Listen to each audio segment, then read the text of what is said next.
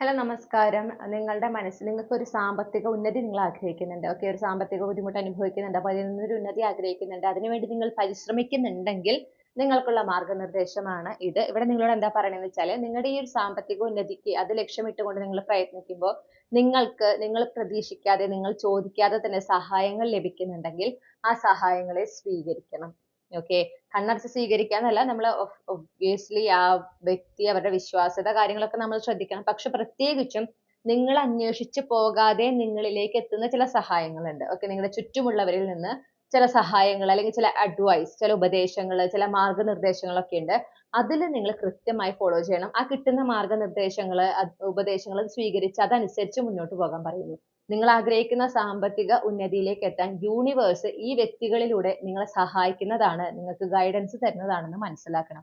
പിന്നെ നിങ്ങളോട് പറയുന്നത് എന്താന്ന് വെച്ചാല് ആ ഒരു സാമ്പത്തിക ഉന്നതി ഉണ്ടാക്കുമ്പോൾ ഫൈനാൻഷ്യൽ ഡിസിപ്ലിൻ വളരെ അത്യാവശ്യമാണ്. ഓക്കെ. അപ്പൊ നിങ്ങളുടെ ഇപ്പോഴത്തെ വരവ് ചെലവ് രീതികൾ നോക്കുക. നിങ്ങളുടെ ചെലവുകൾ, അനാവശ്യമായ ചെലവുകൾ ഉണ്ടെങ്കിൽ അതൊക്കെ വെട്ടിക്കുറയ്ക്കുക. ആ വരുന്ന പൈസയിൽ നിന്ന് നിങ്ങൾക്ക് എന്തെങ്കിലും സമ്പാദിക്കാൻ സാധിക്കുന്നുണ്ടെങ്കിൽ അതിന് ശ്രമിക്കുക. ഓക്കെ. അത് ചെറിയ 10 രൂപയാണെങ്കിൽ പോലും അങ്ങനെ മാറ്റി വെക്കാൻ നിങ്ങൾക്ക് പറ്റണം. അതായത് നിങ്ങൾ എത്രത്തോളം ഡിസിപ്ലിൻഡ് ആയിട്ടാണോ ഈ നിങ്ങളുടെ സാമ്പത്തിക ഉള്ള പണത്തിനെ ഹാൻഡിൽ ചെയ്യുന്നത്, അത്രയും അത് നിങ്ങളെ എന്താ പറയാ, നിങ്ങൾ ആഗ്രഹിക്കുന്ന സാമ്പത്തിക ഉന്നതിയിലേക്ക് വേഗം എത്തിക്കുന്നതിന് സഹായിക്കും. അതായത് നിങ്ങൾക്ക് പൈസ ഹാൻഡിൽ ചെയ്യാൻ സാധിക്കും. നിങ്ങൾക്ക് എന്താ പറയാ, ഒരു ധൂർത്തൊന്നും ഇല്ലാതെ വളരെ നല്ല രീതിയിൽ സമ്പാദിക്കാനും സേവ് ചെയ്യാനും ഒക്കെ പറ്റും. ഒരു കേപ്പബിലിറ്റി ഉണ്ട് എന്നറിയുമ്പോൾ തന്നെയാണ് യൂണിവേഴ്സ് നിങ്ങളിലേക്ക് കൂടുതൽ പണം എത്തിക്കുക. ഓക്കെ. നിങ്ങളൊരു ഫൈനാൻഷ്യൽ ഡിസിപ്ലിൻ ഇല്ലാതെ പൈസ ചെലവാക്കുക, ഒരു കണക്കില്ലാതെ ചെലവാക്കുക, സമ്പാദിക്കാതിരിക്കുക, അങ്ങനെയൊക്കെ ആണെന്നുണ്ടെങ്കിൽ പൈസ വരാൻ ബുദ്ധിമുട്ടാണ് നിങ്ങളിലേക്ക്. മനസ്സിലായോ?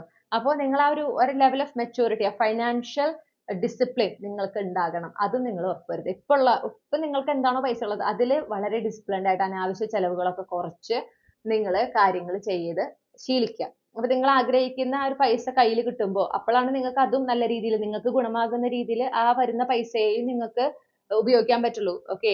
ഇപ്പോഴേ നിങ്ങൾക്ക് ഫൈനാൻഷ്യൽ ഡിസിപ്ലിൻ ഇല്ലെങ്കിൽ നിങ്ങൾ എത്ര പൈസ നിങ്ങൾ ആഗ്രഹിച്ചാൽ അത് വന്നാലും നിങ്ങൾക്ക് ഉപകാരപ്പെടില്ല.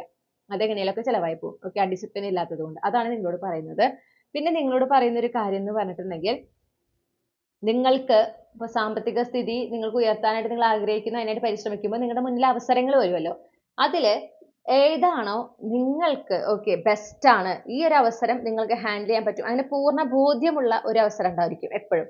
ആ അവസരത്തിലാണ് നിങ്ങൾ ഫോക്കസ് ചെയ്ത് മുന്നോട്ട് പോകേണ്ടത്. കൂടുതൽ പൈസ കിട്ടുന്നത് അല്ലെങ്കിൽ എളുപ്പത്തിൽ പൈസ ഉണ്ടാക്കുന്നത് അതിലല്ല നിങ്ങൾ ഫോക്കസ് ചെയ്യേണ്ടത്. അത് നിങ്ങളോട് പ്രത്യേകം പറയുന്നുണ്ട്. ഓക്കെ. Thank you.